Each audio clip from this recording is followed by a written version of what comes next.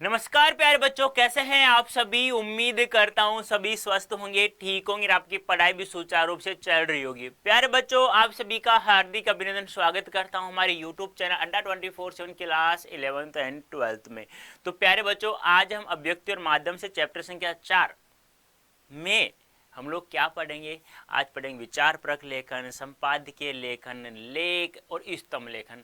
ये 4 टॉपिक हम लोग इस सेशन में देखेंगे और यहाँ से कम 1 या 2 क्वेश्चन हमारे एग्जाम में 101% आएगा भी। अब देखो प्यारे बच्चों, मैं विचार करूं कि विचार परक क्या होता है। देखो, अखबारों में क्या होता है, सामान्यतः समाचार लिखे जाते हैं, फीचर लिखा जाता है। उसके अलावा भी एक विचार परक लेखन भी लिखा जाता है, जो कोई भी किसी प्रकार का, कोई संपादकीय लेखन भी हो सकता है, कोई स्तंभ लेखन भी हो सकता है, कोई पृष्ठीय लेखन भी हो सकता है, कुछ भी हो सकता है इसके अंतर्गत। संपादकीय लेखन क्या होता है, संपादक पृष्ठ पर जो लेख लिखा जाता है उसके संपादकीय लेखन कहा जाता है। ये संपादकीय लेखन कोई एक व्यक्ति विशेष नहीं लिखता है, इसमें उप संपादक, संपादक, सहयोग संपादक आदि बहुत सारे कर्मचारी लिखे जाते हैं। और संपादकीय लेखन को प्यारे बच्चों ध्यान रखना, हमेशा किसी भी विशेष नाम से नहीं लिखा जाता है, ना ही छापा जाता है। इसमें बहुत सारे कर्मचारियों का सहयोग होता है, इसलिए हम लोग उसे किसी नाम से नहीं ले सकते। स्तंभ लेखन, स्तंभ लेखन में क्या होता है, यह भी एक विचार परक लेखन का ही एक रूप होता है। इसमें हम किसी भी नए पत्रकार को मौका नहीं दिया जाता है स्तंभ लेखन लिखने के लिए। इसमें मंझावा पत्रकार ही लिख सकता है, यानी कि जिसे एक्सपीरियंस होता है बहुत सारा। और बहुत सारे ऐसे अखबार हैं जो स्तंभ लेखन से भी जाने जाते हैं, यानी उनको केवल काफ़ी लोग अखबारों को खरीदते इसलिए हैं कि स्तंभ लेख उसमें बहुत अच्छा छपता है। तो ये स्तंभ लेखन भी बहुत सारे अखबारों की आवाज़ भी माना जाता है। और लेख हम तुम्हें पता है, किसी भी कोई भी हमारे पास ऐसी सामग्री मिल गई है, कोई वस्तु ऐसी मिल गई है, कोई घटना में ऐसी मिल गई जिस पर हम लोग लेख लिख सकते हैं, और यह भी एक विचार परक लेखन का एक रूप माना जाता है। ठीक है, तो ध्यान से समझना प्यारे बच्चों। नंबर 1 आ रहा है, विचार परक लेखन कैसे लिख सकते हैं। अखबारों में समाचार और फीचर के अलावा विचार परक सामग्री भी का भी प्रकाशन होता है, बताया ना। समाचारों की अखबारों में समाचारों और फीचर के अलावा भी एक विचार परक लेखन भी लिखा जाता है। कई अखबार की पहचान उनके वैचारिक रुझान से होते हैं, यानी विचार परक लेखन से उनकी पहचान होती है। कई तरह से, एक तरह से अखबारों में प्रकाशित होने वाले विचारपूर्ण लेखन से उस अखबार की छवि बनती है, यानी कि इनसे भी बहुत सारे अखबारों की छवि बनती है, वो लोकप्रिय हो जाते हैं। अखबारों में संपादकीय पृष्ठ पर प्रकाशित होने वाले संपादकीय अग्रलेख, लेख, टिप्पणियां इसी विचार पर पत्रकारिता लेखन की श्रेणी में आते हैं। यानी कि चाहे कोई स्तंभ लेखन हो, चाहे कोई लेख हो, चाहे कोई टिप्पणी हो, चाहे कोई संपादकीय लेखन हो, कोई भी लेखन हो, वो भी किसके अंतर्गत आता जाता है, विचार परक लेखन के अंतर्गत ही माना जाता है। इसके अलावा विभिन्न विषयों के विशेषज्ञों या वरिष्ठ पत्रकारों के स्तंभ कॉलम भी विचार परक लेखन के ही तहत आते हैं, यानी कि विशेषज्ञों या वरिष्ठ पत्रकारों के स्तंभ, यानी मैंने बताया ना, स्तंभ लेखन भी किसके अंतर्गत माने जाते हैं, विचार परक लेखन के अंतर्गत ही आते हैं। कुछ अखबारों में संपादकीय पृष्ठ के सामने ओप एड पृष्ठ भी पर भी विचार परक लेखन, टिप्पणियां, स्तंभ प्रकाशित होते, ध्यान रखना है। कुछ अखबारों में संपादकीय पृष्ठ के सामने जो ओपेड पृष्ठ पर होता है उस पर भी विचार परक लेख, टिप्पणियां और स्तंभ भी प्रकाशित होते हैं। इसका मतलब हमें एक बात समझ में आ गई प्यारे बच्चों, कि समाचार फीचर के अलावा भी कोई भी एक ऐसा घटना भी होती है जो विचार परक लेखन के नाम से जानी जाती है। कुछ अखबार उनके वैचारिक रुझान से जाने जाते हैं, कुछ विचार परक लेखन ही उन अखबारों की आवाज भी मानी जाती है। कुछ संपादकीय पृष्ठ के सामने ओपेड पृष्ठ पर लिखी जाने वाली सूचना भी विचार परक लेखन के अंतर्गत आता है। कुछ टिप्पणियां, कुछ लेख, ये सब स्तंभ लेखन सब किसके अंतर्गत माने जाते हैं, विचार परक लेखन के अंतर्गत माने जाते हैं। यानी विचार क्या होता है, जो वैचारिक रुझान उत्पन्न करता हो, जो जैसे कि मान लो मैं हूं तो मेरे अंदर कोई विचार उत्पन्न आ रहा है, तो मैं उस घटना को अपने विचारों के द्वारा लिख सकूं, तो वह किसके अंतर्गत आता है, विचार परक लेखन के अंतर्गत माना जाता है। ठीक है, अब आता है संपादकीय लेखन। संपादकीय लेखन क्या होता है, इसे कोई एक व्यक्ति नहीं लिखता है, इसे बहुत सारे कर्मचारियों का सहयोग होता है, इसलिए इसे किसी नाम के साथ नहीं छापा जाता है। और यह भी विचार परक लेखन के अंतर्गत ही माना जाता है। इसमें उप संपादक, सह संपादक, बहुत सारे कर्मचारियों का सहयोग इसमें होता है। संपादकीय पृष्ठ पर प्रकाशित होने वाले संपादकीय को उस अखबार की अपनी आवाज माना जाता है। यानी कि संपादकीय पृष्ठ पर जो संपादकीय को जो संपादकीय लिखा जाता है, जो संपादकीय लेखन होता है, उसे उस अखबार की आवाज भी माना। यानी संपादकीय एक संपादकीय पृष्ठ होता है, उस पर जो संपादकीय लेख होता है ना, वह उस अखबार की आवाज माना जाता है। संपादक के जरिए अखबार किसी घटना, समस्या, मुद्दे के प्रति अपनी राय प्रकट कर सकते हैं। कोई भी समस्या हो, कोई घटना, कोई मुद्दा है, कुछ भी है, उसमें फीचर की तरह जो पत्रकार होते हैं वो अपनी राय उसमें लिख सकते हैं।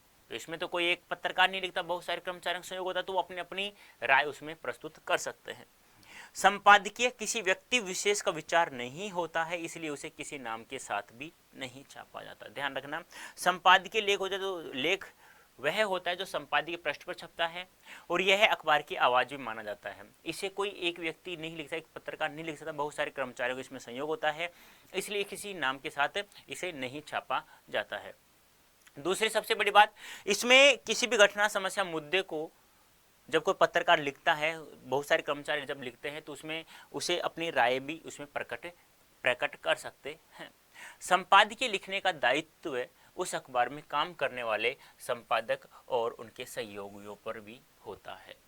ध्यान रखना, बता चुका हूँ दायित्व, यानी कि ऐसा नहीं कि संपादक या सह संपादक का ही कर्तव्य होता है, बहुत सारे कर्मचारियों का दायित्व होता है कि आप लोग उसे अच्छे ढंग से लिखे, अच्छे रूप से उसे प्रकाशित करवाएं।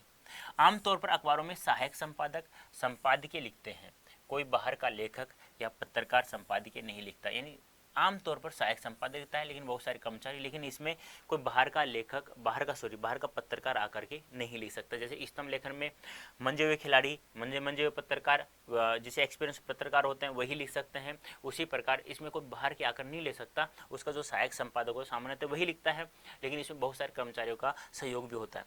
हिंदी के अखबारों में भी कुछ 3, कुछ में 2, कुछ में केवल 1 संपादकीय प्रकाशित होता है।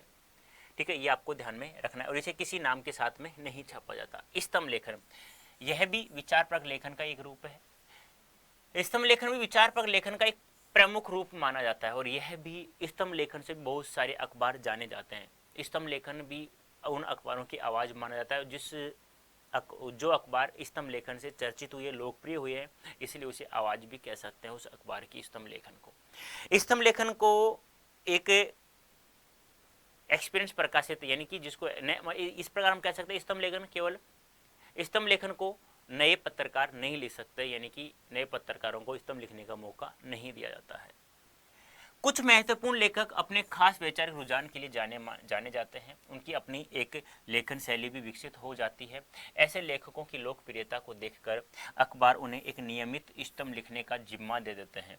स्तंभ का विषय चुनने और उसमें अपने विचार व्यक्त करने की स्तंभ लेखक को पूरी छूट होती है। कहने का तात्पर्य क्या है, यानी कि जो भी पत्रकार स्तंभ लिखता है, उसे अपना विषय चुनने और उसमें अपने विचार व्यक्त करने की यानी कि स्तंभ लेखन लिखने वाला अपने विचार लिख सकता है, अपनी राय दे सकता है। और बहुत सारे पत्रकार ऐसे होते हैं जो एक विषय विशेष के बहुत अच्छे बादशाह होते हैं, बादशाह, उसे बहुत अच्छी जानकारी होती है, तो उन्हें एक फिक्स दे दिया जाता है जिम्मा कि तुम रोजाना हमारे यहाँ स्तंभ लेखन लिखोगे, हमारे अखबार के लिए, तुम्हें इतना पेमेंट आपको मिल जाएगा। जिस प्रकार फीचर लेखन में, संपादकीय लेखन में और स्तंभ लेखन में व्यक्ति अपने विचार लिख सकता है, यह बात हमेशा ध्यान रखनी है। स्तंभ में लेखक के विचार अभिव्यक्त होते हैं, यही कारण है कि स्तंभ अपने लेखकों के नाम पर जाने और पसंद किया। ध्यान रखना, संपादकीय लेख नाम से प्रकाशित नहीं होते हैं, लेकिन स्तंभ लेखन जो पत्रकार, जो लेखक लिख रहा है, वह उसी के नाम से प्रकाशित होता है और उसी के नाम से उसे स्तंभ लेखन को जाना भी जाता है। कुछ स्तंभ इतने लोकप्रिय होते हैं कि अखबार उनके कारण ही पहचान, यानी कुछ स्तंभ इतने लोकप्रिय हो जाते हैं प्यारे बच्चों कि उस अखबार को, मैंने कहा ना, उस अखबार को उस स्तंभ लेखन के कारण खरीदते हैं और उसकी आवाज ही वही स्तंभ लेखन हो जाता है। लेकिन नए लेखकों को स्तंभ लेखन का मौका नहीं मिलता है। जैसे ये देख लीजिएगा, दादाजी दिखाई दे रहे हैं, स्तंभ लेखन लिख रहे हैं, मतलब एक्सपीरियंस खिलाड़ी है, बादशाह है स्तंभ लेखन लिखने के लिए, अपने विचार इसमें पुष्ट कर सकते हैं, इसमें अपने नाम से लेखन लिखेंगे आप स्तंभ लेखन के लिए, और उसी से वह लोकप्रिय हो जाएगा, अखबार भी उसी से बिकने लगेगा और उसकी अच्छी कमाई हो जाएगी। अब देखो लेख, अंतिम में लेख लेख ही होता है, कोई भी मुद्दा हो सकता है। सभी अखबार संपादकीय पृष्ठ पर समसामयिक मुद्दों पर वरिष्ठ पत्रकारों और उन विषयों के विशेषज्ञों के लेख प्रकाशित करते हैं। इन लेखों में किसी विषय या मुद्दे विस्तार से चर्चा की जाती है। लेख विशेष रिपोर्ट और फीचर से इस मामले में अलग है कि उसमें लेखक के विचारों को प्रमुखता दी जाती है, लेकिन ये विचार तथ्यों और सूचनाओं पर आधारित होते हैं और लेखक उन तथ्यों और सूचनाओं के विश्लेषण और अपने तर्कों के जरिए अपनी राय प्रस्तुत करता है। लेख लिखने के लिए पर्याप्त तैयारी जरूरी है। यानी कि अभी तक हमने जो भी लिखा, फीचर लेखन, कोई समाचार लेखन लिखा, कोई स्तंभ लेखन लिखा, कुछ भी लिखा है, उसे हमें पूरी जानकारी होनी चाहिए। इस प्रकार से वो कोई भी मुद्दा, कोई भी घटना हो सकती है, तो वह लेख के अंतर्गत माना जाता है। इसके लिए उस विषय से जुड़े सभी तथ्यों, सूचनाओं के अलावा पृष्ठभूमि सामग्री भी जुटानी पड़ती है। यानी कहने का तात्पर्य क्या है कि आप मान लो मैं हूँ पत्रकार, अब मुझे कांग्रेस पार्टी के बारे में कुछ लिखना है, तो मुझे उसकी पृष्ठभूमि भी पता होनी चाहिए, कब स्थापना हुई, कौन कौन लोग आए, कौन कौन ने इसकी स्थापना की कांग्रेस की, अब क्या चल रहा है, पहले क्या चल रहा था, अंदर क्या चल रहा है, ये सब जानकारी मुझे प्राप्त होनी चाहिए। यह भी देखना चाहिए कि उस विषय पर दूसरे लेखकों और पत्रकारों ने क्या विचार है। यानी कि मुझे ये पता होना चाहिए कि मैं कैसे लेख लिखूंगा, मुझे जानकारी कहां से प्राप्त होगी। तो बहुत सारे लेखकों की मैं पुस्तक उठाऊंगा, बहुत पहले पुराने अखबार उठाऊंगा कि पुराने लेखकों ने उनके बारे में क्या क्या लिखा है, फिर मैं उसे निष्कर्ष तक पहुंच जाऊंगा, फिर मैं एक कोई भी लेख लिख दूंगा। लेखन की कोई एक निश्चित लेखन शैली नहीं होती है। जिस प्रकार से फीचर शैली कोई निश्चित शैली नहीं होती है, वैसे कथात्मक शैली हम लोग लिख सकते हैं, ऐसे ही लेख की कोई लेखन शैली फिक्स नहीं होती है और हर लेखक की अपनी शैली होती है। लेकिन अगर आप अखबारों पत्रिकाओं के लिए लेख लिखना चाहते हैं तो शुरुआत उन विचारों के साथ करनी चाहिए जिस पर आपकी अच्छी पकड़ है और जानकारी हो। लेख का भी एक प्रारंभ, मध्य और अंत होता है। यानी कोई भी आप लिखोगे, कोई भी लेख, चाहे फीचर हो, चाहे स्तंभ हो, चाहे संपादकीय हो, कुछ भी आप लोग लिख रहे हैं किसी भी समस्या पर, किसी भी मुद्दे पर, किसी भी घटना पर, तो सभी का एक प्रारंभ होता है, एक मध्य होता है, एक अंत होता है। लेकिन आप सबसे पहले उसे लिखेंगे जिस विषय के बारे में, जिस घटना के बारे में आपको विस्तृत रूप से जानकारी है, बहुत ही महत्वपूर्ण सूचना भी आपको जानकारी है, छोटी छोटी जानकारी है, सबसे पहले आप लोग उसे लिखेंगे।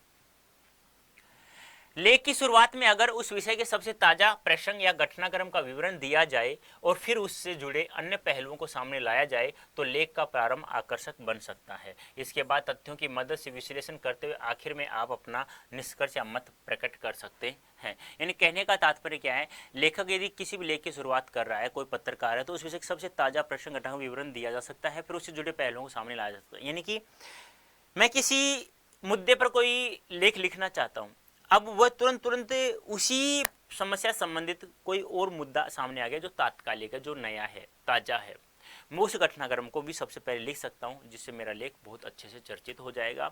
और उसके साथ साथ मैं पुराने जुड़ी हुई घटनाओं को, विचारों को भी, अपने विचारों को भी मैं उसमें लिख सकता हूँ। तो कैसा लगा? हमने पढ़ा विचारपरक लेखन, फिर पढ़ा हमने संपादकीय लेखन, फिर पढ़ा हमने स्तंभ लेखन और फिर पढ़ा हमने लेख। तो लेख सभी के अंतर्गत आता है। ध्यान रखना प्यार बच्चों, विचारपरक लेखन ऐसा लेखन होता है जो कोई भी जो पत्रकार लिखता है तो उसमें वैचारिक रुझान होना चाहिए। संपादकीय पृष्ठ पर लिखा गया, स्तंभ लेखन लिखा गया, ये सब लेख लिखा गया, वो सब विचारपरक लेखन के अंतर्गत आते हैं। संपादकीय लेखन क्या होता है? इसे सामान्यतः सहायक संपादक लिखता है, लेकिन हम लोग इसमें बहुत सारे कर्मचारियों का सहयोग होने के कारण इसे हम किसी नाम विशेष से नहीं लिख सकते हैं और यह सामान्यतः संपादकीय पृष्ठ पर लिखा जाता है और यह अखबार की आवाज़ भी माना जाता है। स्तंभ लेखन, बहुत सारे लेखक या पत्रकार ऐसे होते हैं जो बहुत सारे विषय वस्तुओं से संबंधित ज्ञाता होते हैं, बादशाह होते हैं, उनकी बहुत सारी अच्छी जानकारी होती है। कुछ अखबार, बहुत सारे पत्रकारों को एक जिम्मा दे दिया जाता है निश्चित स्तंभ लिखने का कि तुम हमारे अखबार में स्तंभ ही लिखोगे, तुम्हें इतना रुपया मिलता रहेगा। और स्तंभ लेखन में एक बात हमेशा ध्यान रखना, पुराने लेखक ही लिख सकते हैं, पुराने पत्रकार लिख सकते हैं, नए लेखकों को लिखने का मौका इसमें नहीं दिया जाता है, ये बात हमेशा ध्यान रखना। और लेख, कोई भी किसी भी घटना से संबंधित कोई भी लेख लिख रहे हैं तो उसे गहरी छानबीन करके हम लोग उसे लिख सकते हैं। यदि रुचिकर बनाना है तो उससे संबंधित कोई भी ताजा घटनाक्रम को हम लोग स्टार्ट में लिखेंगे, फिर पुरानी सूचनाओं को हम लोग उसमें लिखते रहेंगे। तो प्यारे बच्चों, मैंने एक दो बार रिपीट कर भी दिया है क्योंकि आप लोगों के ये सब नया है, क्योंकि ये कहानी नहीं है, ये कोई कविता नहीं है जिसको आप लोग आनंद आ जाए। बस मैं तो यही कहूँगा, जो मैं शब्द बोल रहा हूँ उनको हमेशा ध्यान में रखना है और बढ़ते जाना है, बढ़ते जाना है और ईमानदारी से बढ़ते जाना है। ठीक है, तो प्यारे बच्चों, ये था आप लोगों के लिए विचार पर लेखन, संपादकीय स्तंभ लेखन। तो अब आप लोग यदि पावरफुल अंग्रेजी सीखना चाहते हैं तो Y323 कोड यूज करके आप लोग पेड बैच ज्वाइन कर सकते हो, आपको मैक्सिमम डिस्काउंट प्राप्त हो जाएगा। अब आपको PDF चाहिए, आप लोगों को PYQ चाहिए, आप बहुत कुछ चाहिए, मैगजीन्स, नोट्स, आर्टिकल चाहिए, तो आप लोगों को प्ले स्टोर से Adda24 से आप डाउनलोड करना होगा। अभी नहीं किया है तो अभी तक नहीं किया है तो अभी कर ले प्यारे बच्चों।